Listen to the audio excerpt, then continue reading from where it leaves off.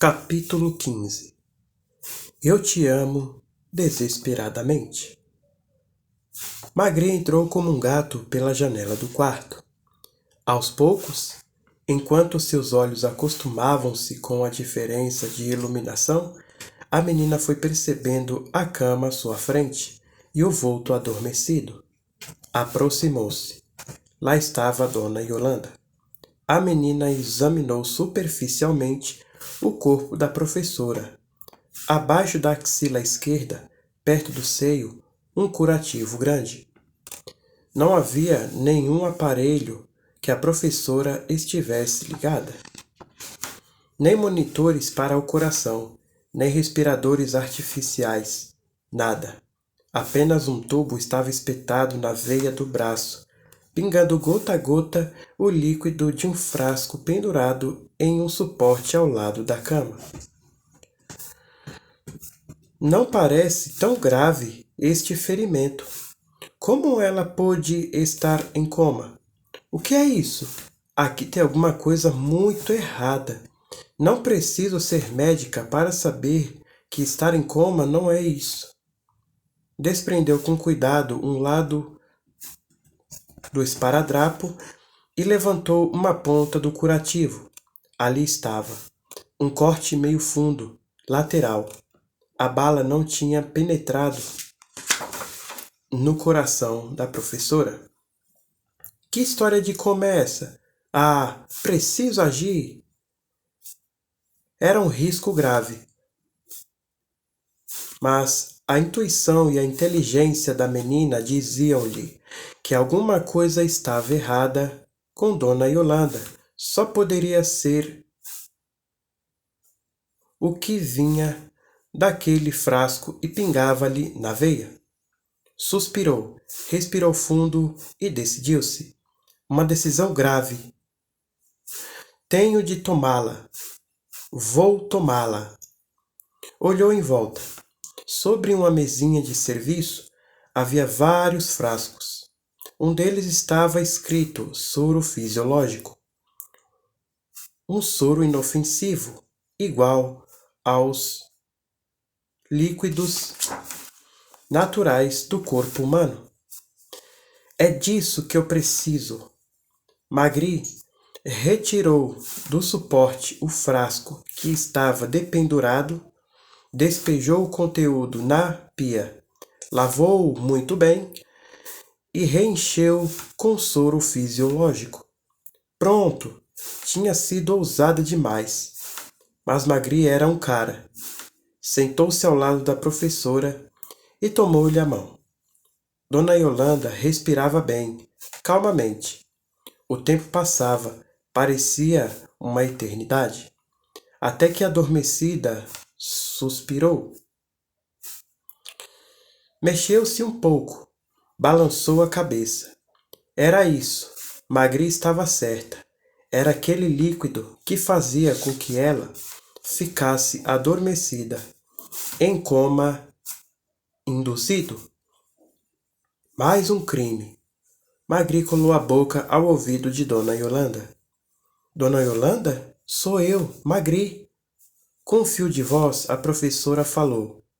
Magri, fique quieta, Dona Yolanda. Por favor, fique quieta. Você está me entendendo? Sim. Ouça, você foi anestesiada, mas está bem. Seu ferimento é superficial. Tem de ficar quieta, como se ainda estivesse sem sentidos. Isso é fundamental. Você está correndo perigo, mas em meia hora eu vou tirar você daqui. Está me entendendo? Se alguém entrar nesse quarto, finja que ainda está desacordada. A mão da professora apertou um pouco mais a mãozinha de Magri. Magri, ele apontou para mim. Ele mandou atirar em mim. Ele? Quem é ele? No aeroporto, ele é um ruído. Alguém começara a girar a maçaneta da porta do quarto de Dona Yolanda. Aos poucos, o detetive Andrade foi recuperando a cor do rosto. Queixava-se, quase choramingando. Vocês são loucos? Malucos? O que aquela menina foi fazer? E se ela caísse lá de cima? Vocês estão completamente alucinados. Querem me matar do coração? Não se preocupe, Andrade, acalmava Kalu. Magri é campeã de ginástica olímpica. Ela sabe o que faz. Você pode não acreditar, mas ela não corria nenhum perigo andando pela fachada do prédio. Loucos, todos loucos. Está na hora, lembrou Miguel. Crânio, de acordo com o plano, você tem de estar atrás do hospital, na viela, em 5 minutos. Fique lá e, se houver alguma coisa errada, avise Magri com os 2 assobios combinados. Kalu, fique na entrada da viela. Não perca tempo avaliando nada. Se alguma coisa parecer suspeita, avise com os assobios para dentro da viela. Certo, certo, Miguel. São loucos, completamente loucos. Magri percebeu que havia outra porta na parede lateral do quarto de Dona Yolanda.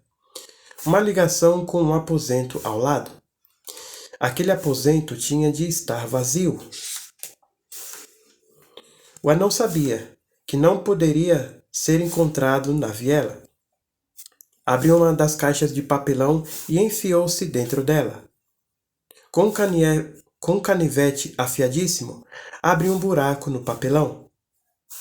Todo o seu corpo, horrendo, estava escondido. Pelo buraco, o olho arguto do anão vigiava. O aposento não estava vazio, mas quem ocupava o quarto não poderia denunciar a menina.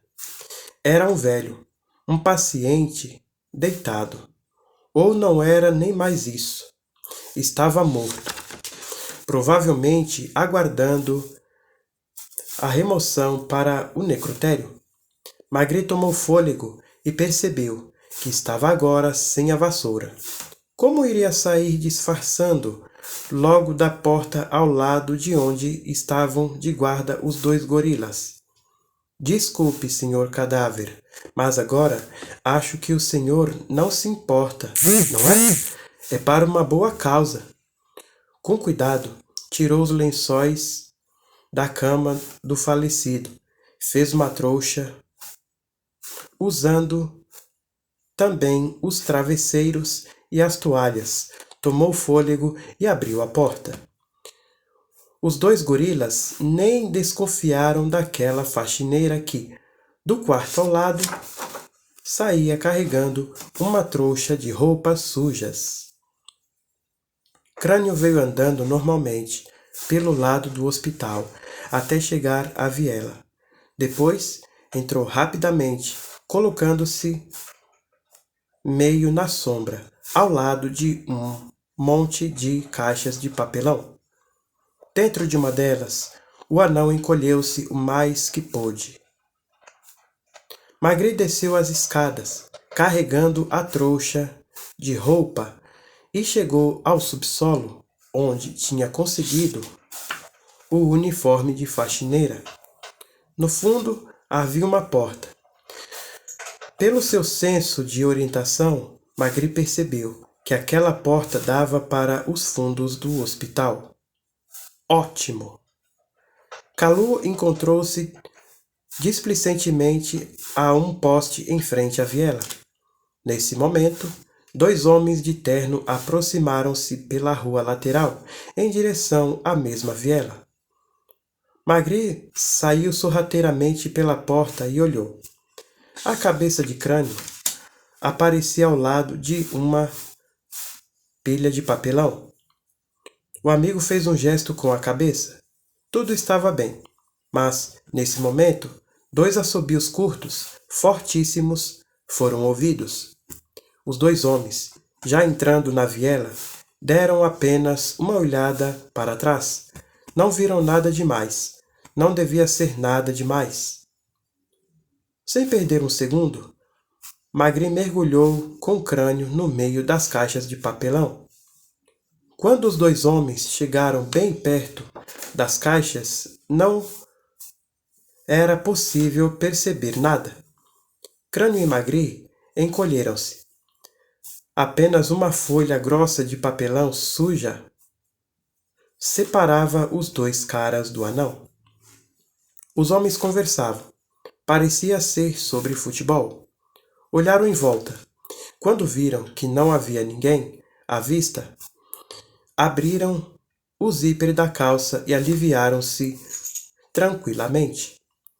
Os dois caras ouviam o ruído de duas torneirinhas regando a parede do hospital. Crânio olhou para Magri. A menina sorriu. A situação era mesmo engraçada depois de tanta tensão. Magri estava suada, excitada depois de uma aventura tão incrível. O rapaz continuava olhando para a menina. Ele tinha acompanhado a loucura de Magri ao atravessar quase toda a fachada do hospital a 15 metros do chão.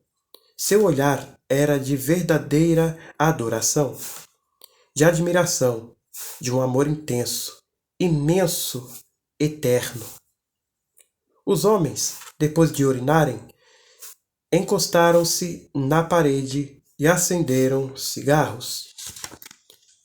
Está um calor danado na frente do hospital. Vamos dar um tempo. Aqui é bem mais fresco. Ninguém vai aparecer por lá nos próximos 10 minutos. Encolhidos no meio das caixas, Crânio e Magri não podiam fazer qualquer ruído. Estavam juntos, colados. Protetoramente, o braço de Crânio enlaçava Magri. Seus rostos estavam quase colados. Seus hálitos se misturavam. Respiravam o mesmo ar. Não era possível falar, mas era perfeitamente permitido pensar o que se quisesse.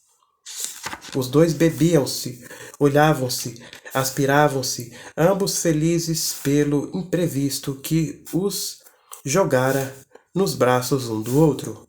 Magri, minha Magri, Crânio, meu, por um momento ao menos você é meu. Os olhinhos de Magri fecharam-se. Os lábios de Crânio aproximavam-se, úmidos, ansiosos. O corpo da menina relaxou-se nos braços sonhados de Crânio. Aquela verdadeira fortaleza de jovem mulher que fora capaz de uma proeza tão incrível como a que acabara de realizar. Estava agora lânguida, entregue, mole e frágil como uma gatinha. Por um momento, pelo menos, eu quero este momento, pelo menos. Delicados, os lábios daqueles dois adolescentes colaram-se intensamente, apaixonadamente. Separado apenas por uma folha de papelão, mais mudo do que os dois, o anão ouviu sussurros e, se aquela carantonha horrenda pudesse sorrir, era o que o anão faria. Eu te amo, Magri, desesperadamente. Eu te amo, meu querido. Eu sempre te amei.